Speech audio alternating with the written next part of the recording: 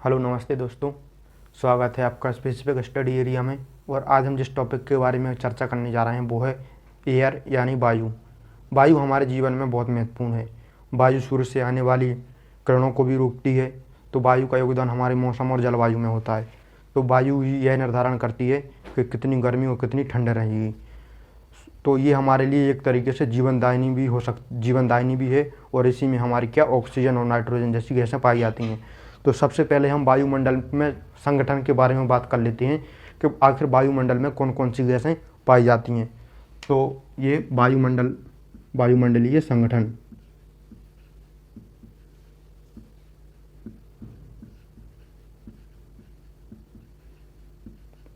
इसमें हमारी दो सबसे महत्वपूर्ण गैस हो जाती हैं। एक हो जाती है कौन सी, नाइट्रोजन, जिसके बारे में आप सबने सुना होगा। और दूसरी जो सबसे महत्वपूर्ण चीज़ हो जाती है या जो सबसे महत्वपूर्ण गैस हो जाती है वो हो जाती है हमारी ऑक्सीजन। नाइट्रोजन कितना 78% रहती है हमारे वायुमंडल में, और ऑक्सीजन कितना 21% रहती है। और ये क्या हो जाती है, हमारी सर्वाधिक पाई जाने वाली गैस। वायुमंडल में जो सर्वाधिक गैस पाई जाती है वो नाइट्रोजन हो जाती है, और ऑक्सीजन क्या सेकंड नंबर की सर्वाधिक पाई जाने वाली गैस हो जाती है। अगर हम इन दोनों को जोड़ें तो 99% वायुमंडल का 100% में से वायु में से 99% जो है वो है हमारा नाइट्रोजन और ऑक्सीजन। तो ये हमारा कितना हो जाता है 99%। इसमें 1% जो शेष अन्य गैसें हो जाती हैं, उनमें हमारी जो सबसे ज़्यादा गैस हो जाती है वो हो जाती है ऑर्गन जो कितनी है 0.93। और इसी तरीके से इसमें एक और जो सबसे महत्वपूर्ण गैस होती है वो हो जाती है CO2 जो हो जाती है हमारी 0.03। तो ये हमारा टोटल हो जाता है 0.96। और 0.04 में हमारी बहुत सी गैसें आ जाती हैं, जैसे हाइड्रोजन है, हीलियम है, और सारी ये गैसें हमारी आ जाती हैं। तो ये हमारा क्या हो गया, वायुमंडलीय संगठन। अब इसमें सबसे महत्वपूर्ण जो हमारे आजकल चर्चाओं में है वो है CO2। एक्चुअली होता क्या है कि हम क्या करते हैं, ऑक्सीजन लेते हैं, ऑक्सीजन लेने के साथ क्या CO2 छोड़ते हैं। और पेड़ पौधे क्या करते हैं कि वो CO2 लेते हैं और ऑक्सीजन छोड़ते हैं। इससे क्या हो जाता है कि हमारे और पेड़ पौधों में आपसी संतुलन बना रहता है, तो CO2 का बैलेंस रहता है। लेकिन जब उद्योगों से निकलने वाले धुआं, कारखानों से निकलने वाला धुआं, चिमनियों से निकलने वाला धुआं, या जो हमारी मोटरसाइकिल हैं या जिनके लिए जो धुआं निकालती हैं उनके लिए क्या बोल देते हैं हम, फटफट बोल देते हैं। तो उनसे जो निकलने वाला धुआं है वो ज़्यादा हो जाता है, तो हमारा क्या हो जाता है, ग्लोबल वार्मिंग हो जाती है, भूमंडलीय ताप हो जाता है। और इससे होता क्या है कि हमारा जो हिम के रूप में जो बर्फ पाई जाती है, हम जानते हैं कि 97% जल है वो कहाँ पाया जाता है, महासागरों में। और जो शेष 3% जल है उसमें से भी अधिकतर भाग हमारा जो पाया जाता है वो हिमानियों के रूप में पाया जाता है, यानी बर्फों के रूप में पाया जाता है। तो इससे क्या पृथ्वी का तापमान बढ़ता है, और जैसे ही पृथ्वी का तापमान बढ़ता है तो ये जो ग्लेशियर टाइप के जो बड़े बड़े ग्लेशियर हैं, जैसे मान लो ग्रीनलैंड में बहुत बड़ा ग्लेशियर है, ये पिघलने लगता है। और जैसे ये पिघलता है तो हमारे समुद्र का जो ऊंचाई स्तर है या जो समुद्र का पानी का स्तर है वो बढ़ने लगता है। इससे हमारे तटीय स्तर हैं वो भी डूबने लगते हैं। कुछ समय पहले, 1 महीने पहले, नासा ने इसी विषय पर ट्वीट किया था। और ट्वीट में से उसमें से बहुत सारे शहरों को चिन्हित किया था कि हो सकता है कि 2050 से 2080 के बीच में डूब जाएं। इसलिए हमारे लिए क्या जरूरी है कि हम CO2 का बैलेंस सही से कर पाएं। तो आप भूमंडलीय तापन के बारे में आप समझ चुके होंगे, ग्लोबल वार्मिंग के बारे में समझ चुके होंगे, जो कि अब एक वैश्विक मुद्दा या फिर अगर कहीं भी अंतर्राष्ट्रीय समिट होता है तो इसकी चर्चा हो जाती है। अब ये क्या हमारा वायुमंडलीय संगठन हो जाता है। अब इसमें ऑक्सीजन तो हम सब जानते ही हैं सेकंड बड़ी गैस है, और उसका उपयोग हम क्या सांस लेने में करते हैं। और नाइट्रोजन जो होती है, नाइट्रोजन को हम तो ऑक्सीजन के साथ ले लेते हैं, लेकिन पेड़ पौधे ऑक्सीजन को मतलब इसको डायरेक्ट नहीं ले पाते हैं। तो पेड़ पौधे आप सोच रहे होंगे कि तो फिर पेड़ पौधे कैसे ले पाते हैं ये नाइट्रोजन। तो पेड़ पौधे जो रहते हैं वो किससे ले पाते हैं, जैसे मान लो मृदा में जो जीवाणु हैं, जो मृदा में जीवाणु पाए जाते हैं, उनके द्वारा वो अपनी नाइट्रोजन की पूर्ति कर लेते हैं। तो ये हमारा नाइट्रोजन, ऑक्सीजन, ये हमारी सर्वाधिक पाई जाने वाली गैस, और ये सेकंड नंबर की गैस, इन दोनों को मिला के जो हमारा अनुपात हो जाता है 100 में से, वो हमारा 99% रह जाता है। अब हम इसके बारे में वो बात करते हैं, वो है मौसम एवं जलवायु। तो मौसम एवं जलवायु में आने से पहले हम उससे पहले वायुमंडल की 5 परतों के बारे में जान लेते हैं, जो कि हमारे लिए महत्वपूर्ण हो जाती हैं। तो वायुमंडल में मुख्य कितनी परतें रहती हैं, 5 परतें रहती हैं। तो 5 परतों में हम सबसे पहला इधर डायग्राम इधर मान लीजिए क्षोभमंडल, 5 परतें क्षोभमंडल, क्षोभ मंडल और समताप मंडल।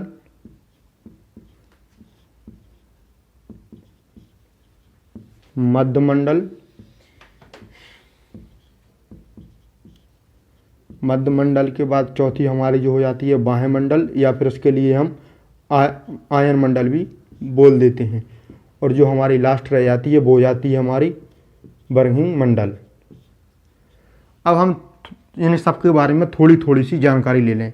जो क्षोभ मंडल रहता है हमारा वो कहाँ से कहाँ तक रहता है, पृथ्वी की सतह यानी 0 किलोमीटर से लेकर 13 किलोमीटर के बीच में हमारा क्षोभ मंडल हो जाता है। और समताप मंडल जो रहता है वो हमारा कहाँ हो जाता है, 13 किलोमीटर से लेकर 50 किलोमीटर के बीच में हमारा समताप मंडल हो जाता है। और जो मध्य मंडल रहता है वो हो जाता है हमारा 50 किलोमीटर से लेकर 80 किलोमीटर के बीच में। और इसी प्रकार से हमारा बाह्य मंडल हो जाता है 80 किलोमीटर से लेकर 400 किलोमीटर के बीच में। और जो बरहीन मंडल हो जाता है वो 400 किलोमीटर से ज़्यादा हो जाता है। अब क्षोभ मंडल के बारे में जानकारी जान लें। ज़्यादातर जो पृथ्वी की सतही गतिविधियां हैं वो कहाँ पर होती हैं, क्षोभ मंडल में होती हैं। क्षोभ मंडल में सतही गतिविधियों से मतलब जो वर्षा होती है, जो वर्षण होती है, ओलावृष्टि होती है, इसी के साथ साथ जो कोहरा भी पड़ता है वो भी कहाँ पर होता है, क्षोभ मंडल में होता है।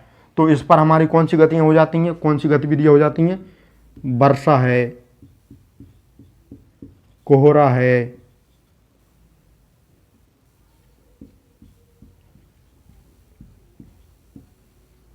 ओलावृष्टि है, ओलावृष्टि, ये सब चीज़ें हमारी क्या किस में आ जाती हैं, क्षोभ मंडल में। समताप मंडल में क्या होता है, मौसम ज़्यादातर साफ रहता है। इसमें बादल मादल ज़्यादातर क्या रहते हैं, साफ रहते हैं। तो बादल मादल जब मौसम साफ रहता है तो उसमें क्या होता है कि इसमें जो हमारी एरोप्लेन है वो हवाई जहाज़ उड़ने की अनुकूल परिस्थितियाँ हो जाती हैं। तो इसमें क्या हम हवाई जहाज़ भी उड़ा सकते हैं। तो ये किसके लिए, हवाई जहाज़ के लिए, या फिर अन्य जो और सी चीज़ें हैं जो उड़ती हैं उनके लिए क्या अनुकूल परिस्थितियाँ।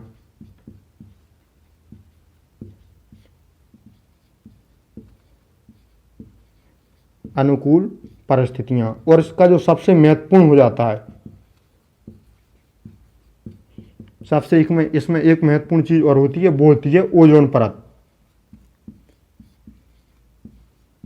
ओजोन परत, ओजोन परत के बारे में आप सब लोगों ने सुना होगा, और सुना इसलिए भी होगा क्योंकि इसमें बार बार ये चर्चा होती रहती है कि ओजोन परत का क्षय हो रहा है, ओजोन परत का क्षरण हो रहा है, जो कि हमारे लिए हानिकारक हो सकता है।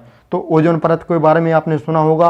ओजोन परत महत्वपूर्ण इसलिए हो जाती है कि सूर्य से आने वाली पराबैंगनी किरणें, सूर्य से आने वाली पराबैंगनी किरणें जो कि हमारे लिए घातक साबित होती हैं, उनके लिए रोकने का जो काम करती है वो करती है ओजोन परत। और जो ओजोन परत जिस मंडल में पाई जाती है, पृथ्वी के 5 प्रमुख परती के जो मंडल हैं वो होता है हमारा समताप मंडल, मध्य मंडल। मध्य मंडल के बाद हमारा बाह्य मंडल। बाह्य मंडल में हमारा क्या हो जाता है, रेडियो संचार के हो जाता है। रेडियो संचार का यहाँ पर जो रेडियो का जो संचार होता है उसमें हमारा बाह्य मंडल हो जाता है। और ये मध्य मंडल में जो होता है, हम सब जानते हैं कि ब्रह्मांड में अनगिनत प्रकार से क्या रहते हैं, छोटे छोटे कण हैं, क्षुद्र गण भी, क्षुद्र ग्रह भी हैं। तो ये सब चीज़ें क्या पृथ्वी से टकराती रहती हैं। तो जैसे ही ये मध्य मंडल में प्रवेश करती हैं वो चीज़ें, तो वो क्या गुरुत्वाकर्षण बल के कारण और जो पृथ्वी के बल के कारण वो का नष्ट होने का प्रयास करती हैं। तो ये किस चीज़ में करती हैं, मध्य मंडल में। तो ये हमारे पृथ्वी के प्रमुख 5 मंडल हो गए। अब हम जिसके बारे में बात करेंगे वो हो जाता है हमारा मौसम एवं जलवायु और इसके तत्व। तो अब हम बात कर रहे हैं मौसम एवं जलवायु। तो क्या मौसम एवं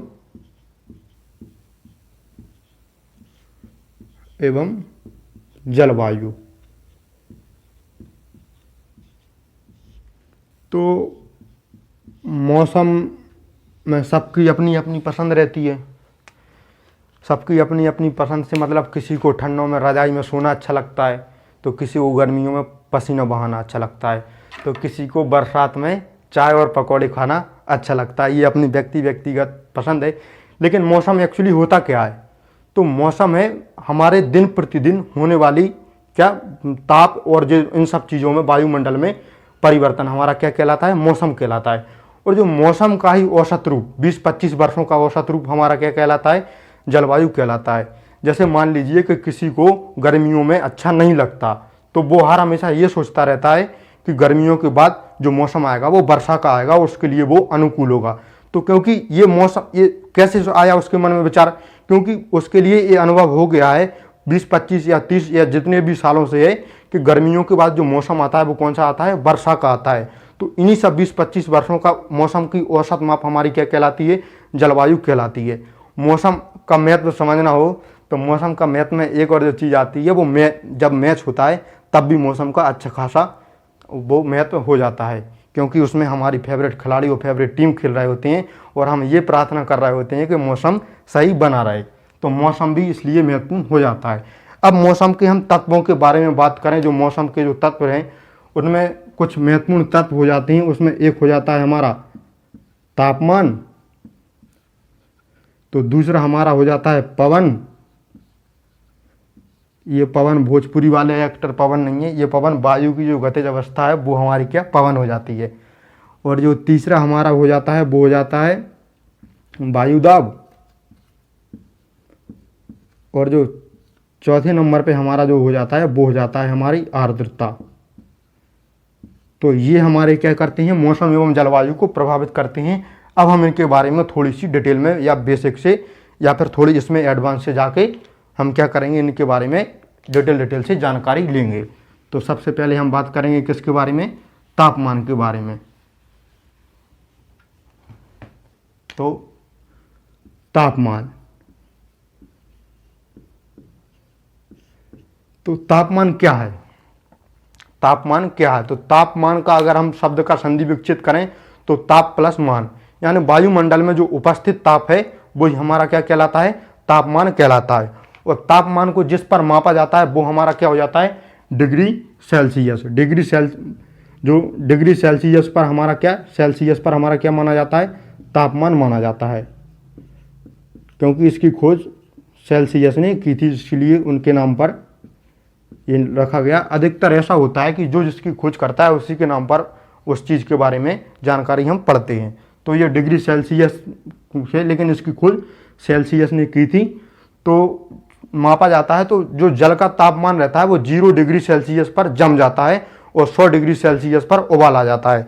इसलिए आप देखते होंगे कि जहाँ पर 0 डिग्री तापमान रहता है जिस क्षेत्र में, या उससे कम रहता है, वहाँ पर अधिकतर क्या रहता है, बर्फ रहती है, क्योंकि उससे उस पर हमारा जल जम जाता है। और जिस पर 100 डिग्री, तो पहली बात 100 डिग्री की कल्पना ही कर सकते हैं, या फिर हम अपने घरों पर जो चूल्हों में हैं वहाँ पर जब हम जल को उबालते हैं तब देख सकते हैं। तो वो हमारा 100 डिग्री सेल्सियस पर हमारा क्या, जल का उबाल हो जाता है। तापमान, तापमान क्या, वायु को भी प्रभावित करता है हमारा। जब तापमान ज़्यादा होगा तो क्या हमारा क्या होगा, वायु हल्की हो जाएगी, और वायु जब तापमान कम होगा तो हमारी वायु भारी हो जाएगी। तो यही हमारा जो तापमान के बारे में हमारी जो जानकारी थी। अब इसके बाद बात करते हैं हम। तो अब तापमान के बाद जिस बारे में बात कर रहे हैं वो है हमारा वायुदाब। तो सबसे पहले हम वायुदाब की परिभाषा जान लें। वायुदाब, तो वायुदाब की जो परिभाषा है वो पृथ्वी की सतह पर वायु के भार द्वारा लगाया गया बल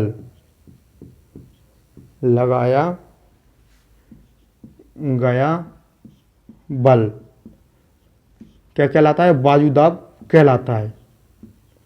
तो पृथ्वी की सतह पर वायु के भार द्वारा लगाया गया बल वायुदाब कहलाता है।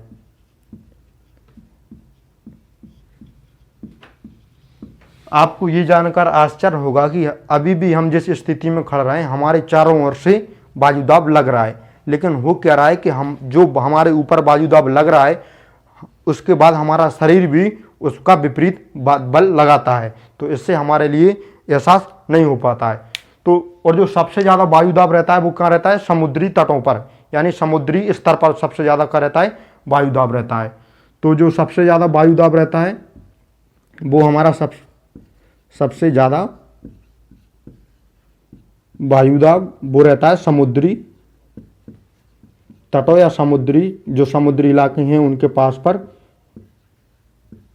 या समुद्री स्तर पर, समुद्री तटों पर।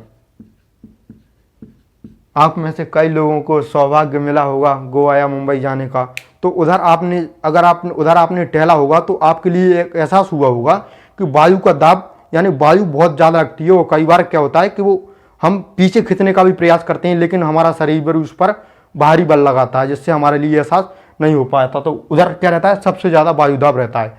और जिस क्षेत्र का तापमान ज़्यादा होगा वहाँ वायुदाब कम होगा।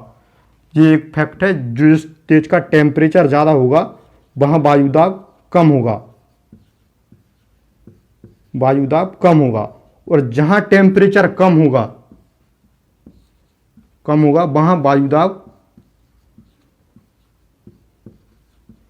क्या होगा, वहाँ वायुदाब ज़्यादा होगा। तो जिस क्षेत्र का टेम्परेचर ज़्यादा होगा वहाँ वायुदाब कम होगा, और जिस क्षेत्र का टेम्परेचर कम होगा और जिस क्षेत्र का टेम्परेचर ज़्यादा होगा वहाँ वायुदाब कम होगा। तो वायुदाब भी हमारा जो मौसम है उसके लिए भी प्रभावित कर देता है, जो मौसम एवं जलवायु है। अब इसके वायुदाब के बाद जो बारी आती है वो हो जाता है हमारा क्या, वायुदाब के बाद पवने। तो पवने हैं क्या, अगर आप में से मैं अधिकतर लोगों से पूछूं कि हवा और पवनों में अंतर बताइए तो बहुत सारे लोग नहीं बता पाएंगे, लेकिन इसमें अंतर होता है। अंतर भले ही नगण्य रूप से हो या फिर एक दूसरे के पूरक हो, लेकिन अंतर होता है। तो पवन क्या है, पवन वायु की गतिज अवस्था, वायु की गतिज अवस्था। अब जैसा कि आप लोगों ने बचपन से सुना, क्या सही भी सुना है कि हम वायु को देख नहीं सकते, उसको केवल एहसास कर सकते हैं। इसी प्रकार हमारा पवन है, पवन को हम देख नहीं सकते, उसका एहसास कर सकते हैं।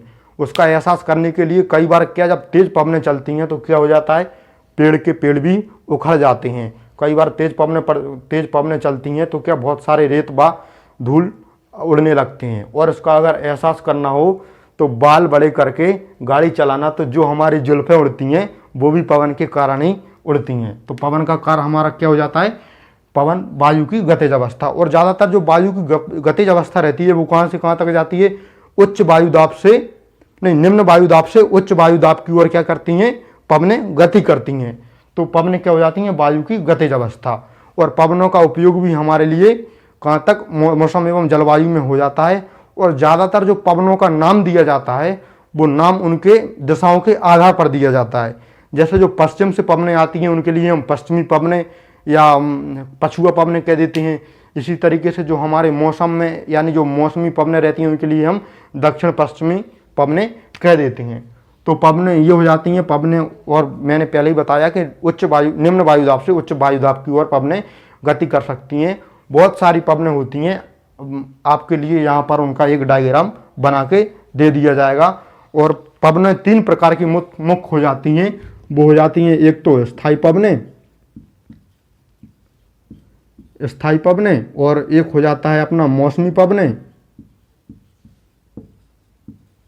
और एक हो जाता है अपना स्थानीय पवनें। तो हमारी पवनें कौन सी, स्थायी, मौसमी और स्थानीय पवनें। तो मौसमी पवनों के बारे में तो हम सब जानते हैं, जो ऋतुओं के लाने में महत्वपूर्ण भूमिका है। और स्थायी पवनें जो कि स्थायी रहती हैं, जैसे कि पश्चिमी या फिर जो व्यापारिक पवनें हैं वो स्थायी रहती हैं। और स्थानीय पवनें यानी कि जो किसी वर्ष विशेष में या फिर दिन में महसूस की जाती हैं, वो हमारी क्या हो जाती हैं, 3 प्रकार की पवनें हो जाती हैं। इसके बाद हमारा जो चीज़ रहती है वो होती है आर्द्रता।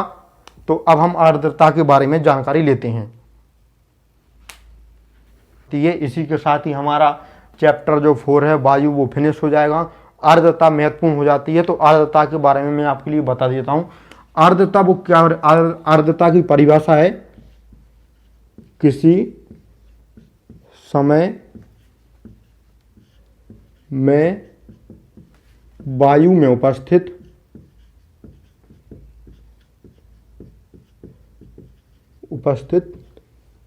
जल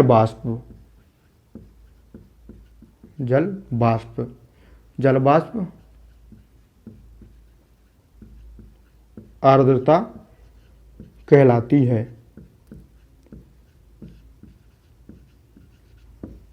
तो आर्द्रता क्या हो जाती है, किसी समय वायु में उपस्थित जल वाष्प। और जल वाष्प क्या हो जाता है, जैसे आपने देखा होगा कि बरसात के मौसम में वर्षा होती है और वर्षा का पानी हमारा एक जगह इकट्ठा हो जाता है, लेकिन हम जैसे ही देखते हैं कि गर्मियों में वो पानी या तो कम हो जाता है या फिर विलुप्त हो जाता है, तो वो पानी गया कहाँ, तो वो पानी हमारा जल वाष्प में परिवर्तित हो जाता है। तो जल वाष्प का अगर हम संधि विकसित करें शब्द का जल प्लस वाष्प, तो वाष्प के रूप में जो जल है हमारा वो हमारा जल वाष्प हो जाता है और आर्द्रता हो जाती है। आर्द्रता को समझने के लिए आप जैसे ही जो गर्मियों के मौसम का जब एंड होता है तो हमारे शरीर में पसीना आता है और हमारे लिए असहजता सी महसूस होती है। तो वो असहजता जिस कारण महसूस होती है वो हमारी आर्द्रता रहती है। और आर्द्रता के बाद ही कई बार ऐसा भी होता है कि हमारे लिए पसीना आता है, ज़्यादा असहजता महसूस होती है और स्थानीय लोग पता लगा लेते हैं कि हाँ आज वर्षा होने वाली है, क्योंकि जल वाष्प में क्या हो जाता है, जो जल वाष्प है वो वायुमंडल में हो जाता है। तो जल वाष्प में क्या, जल की बूंदें हैं, और जल की बूंदें जब वायुमंडल यानी जब बादलों के रूप में संग्रहित हो जाती हैं तो वो क्या करती हैं, वर्षा करती हैं। तो हमारा क्या हो जाता है, उसमें हमारे लिए फिर शांति सी महसूस होती है। तो इसी के साथ ही आर्द्रता के साथ ही हमारा वायु चैप्टर यानी जो वायु चैप्टर 4 था क्लास 7 का वो कंप्लीट हुआ। उम्मीद करता हूँ वीडियो पसंद आई होगी। पसंद आई हो तो लाइक करें, शेयर करें, सब्सक्राइब करें और कमेंट करना ना भूलें। जय हिंद।